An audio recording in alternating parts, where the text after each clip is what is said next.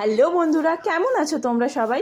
ওখানে নিশ্চয়ই খুব ঠান্ডা পড়ে গিয়েছে। খুব না হলেও মাকে জিজ্ঞাসা করেছিলাম, মা বলেছিল ঠান্ডা, গায়ে কিছু দিতে হয়, না হলে থাকা যায় না।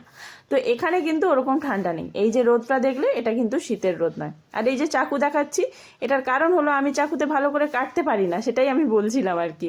এই কারণেই এরকম কাটা হয়েছে, কোনোটা মোটা কোনোটা সরু। আর আলুগুলো তো একদম এত সুন্দর কাটা হয়েছে, মানে আর কি বলবো।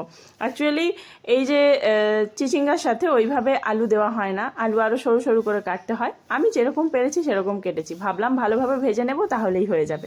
এখানে চিচিঙ্গাগুলো ভালো করে ভেজে নেওয়া হচ্ছে। আর এই দেখো, পেঁয়াজটা কাটতে গিয়ে দেখলাম পেঁয়াজটার মধ্যে পোকা রয়েছে। আমি কিন্তু এর আগে দেখিনি পেঁয়াজে পোকা রয়েছে বলে।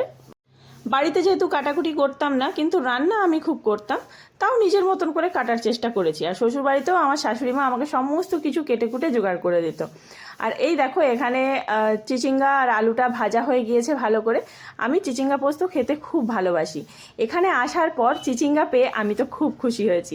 এখানে সমস্ত সবজিটা সবসময় ঠিকঠাক পাওয়া যায় না, মানে পাওয়া যায়, কিন্তু যেহেতু বাইরে থেকে আসে, সেই কারণে এখানে চাষবাস সেরকম হয় না বলে সেরকম টাটকা সবজি পাওয়া যায় না, তাই জন্য বর আনেনি, আজকে নিয়ে এসেছে। আর এই দেখো, এখানে পোস্ত না, এই যে পোস্তগুলো একটু বড় বড় দানা, এগুলো বেশ বেশ নাম একটা, খাসখাস না কি একটা নাম।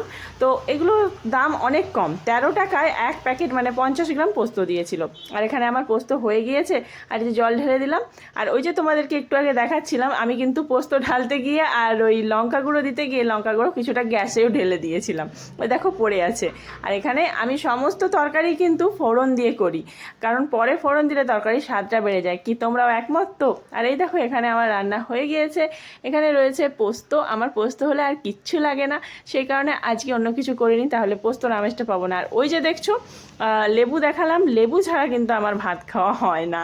লেবু আমাকে খেতেই হবে, ডাল থাকলে অবশ্যই লেবু চাই। তো আমি তাড়াতাড়ি খেয়ে নিই। তোমরা কি খেয়েছো অবশ্যই কমেন্ট করে জানাবে।